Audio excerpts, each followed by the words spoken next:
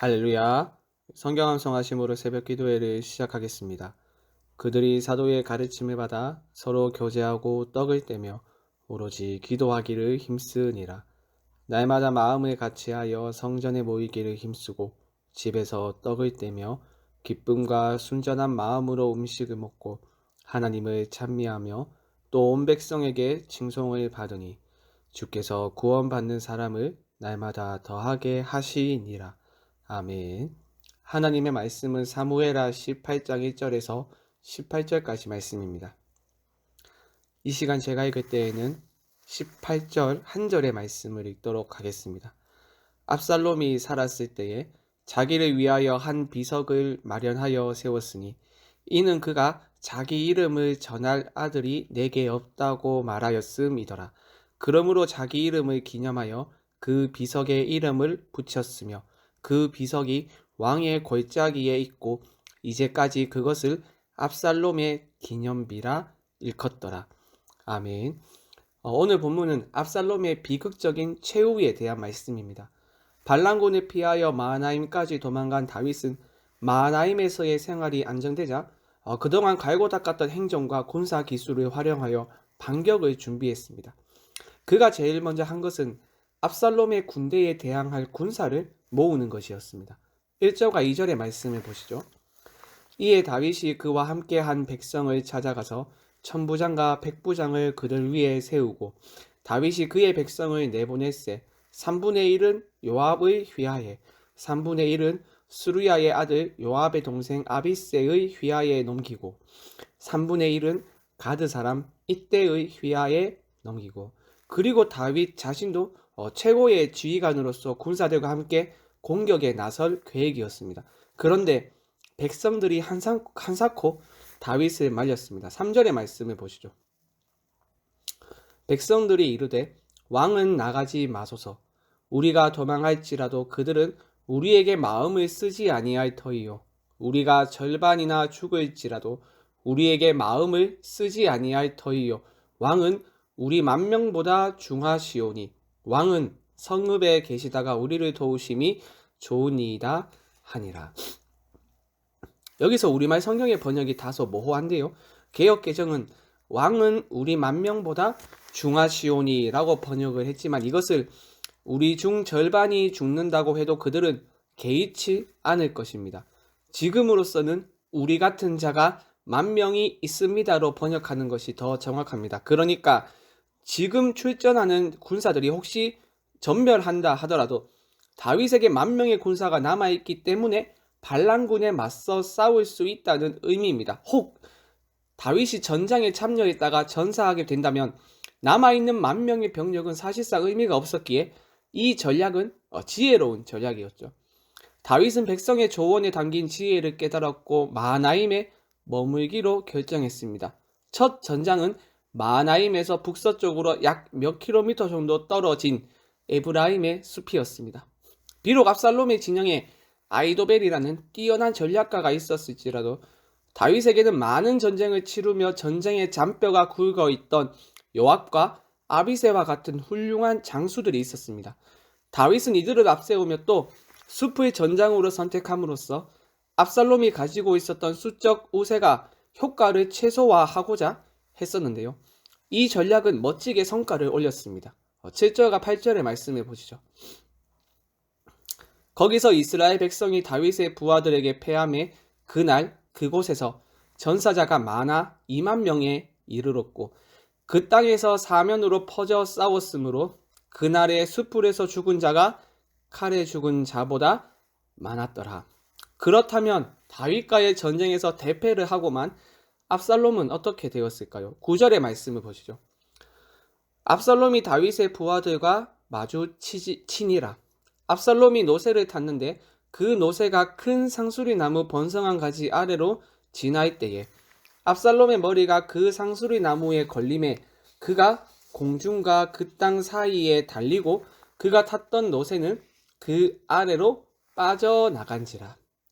개역개정 우리말은 압살롬이 다윗의 부하들과 마주치니라 라고 번역을 했지만 이것을 압살롬이 다윗의 사람들 앞에서 소리 지르기 시작했다로 번역할 수도 있습니다. 압살롬이 소리를 지른 이유는 그가 노새를 타고 큰 상수리 나무를 지날 때에 머리가 가지에 걸렸기 때문인데요. 그렇기에 허공에 대롱대롱 매달려 있는 압살롬의 모습을 쉽게 상상할 수 있습니다.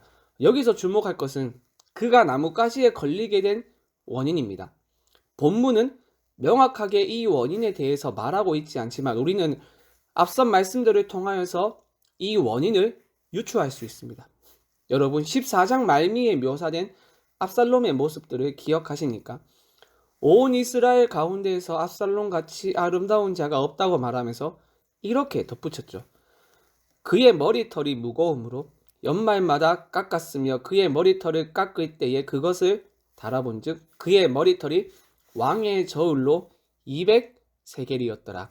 200세겔 즉 2.3kg이었습니다.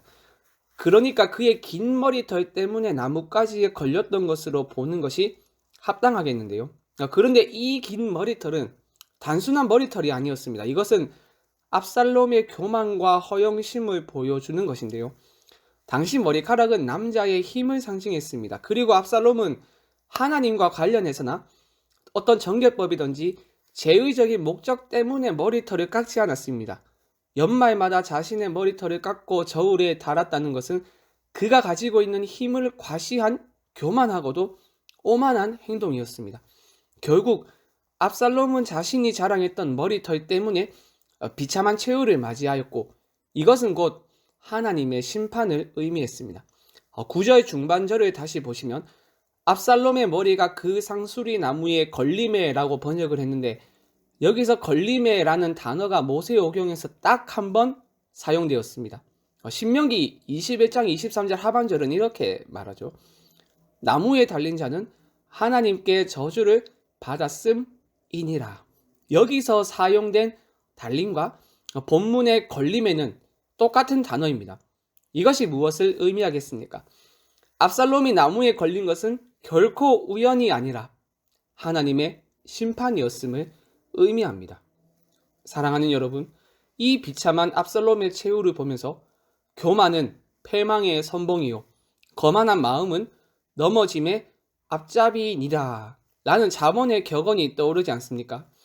오직 자신의 힘을 드러내기 위하여 머리털을 깎은 모습에서 그의 높아진 콧대를 볼 수 있고 게다가 많은 백성으로부터 아름답다는 칭찬을 듣고 많은 백성이 따르게 되었으니 뻣뻣하게 고든 그의 머리를 상상할 수 있습니다. 그런데 그의 최후가 어떻습니까? 자신의 힘과 외모를 과시하던 모습과 정반대의 비참한 최후를 맞이하게 되었습니다.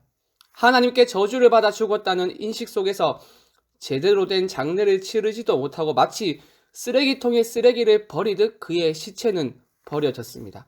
17절의 말씀을 보시죠. 그들이 압살롬을 옮겨다가 숲을 가운데 큰 구멍에 그를 던지고 그 위에 매우 큰 돌 무더기를 쌓으니라. 매우 비참한 최후이지 않습니까? 여러분, 교만한 자의 최후가 이렇습니다.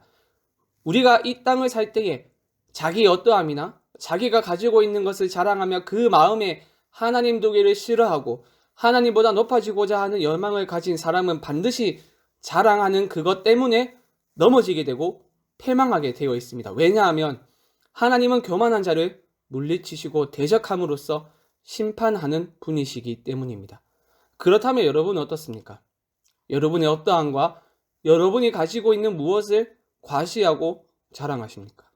한 사람이 무엇을 자랑하는지를 보면 그 사람의 어떤 사람인지 알 수 있습니다. 그 사람이 교만한 사람인지 아니면 겸손한 사람인지를 말입니다. 교만한 사람이 자신을 자랑하고 자신의 소유를 자랑한다면 겸손한 사람은 반대입니다. 나의 나된 것과 내가 가진 모든 소유가 하나님이 선물로 주신 것임을 믿고 고백하기에 주님을 자랑하고 주님만을 높이는 자가 바로 겸손한 사람입니다. 여러분은 어디에 속한 자입니까? 교만한 자입니까? 겸손한 자입니까?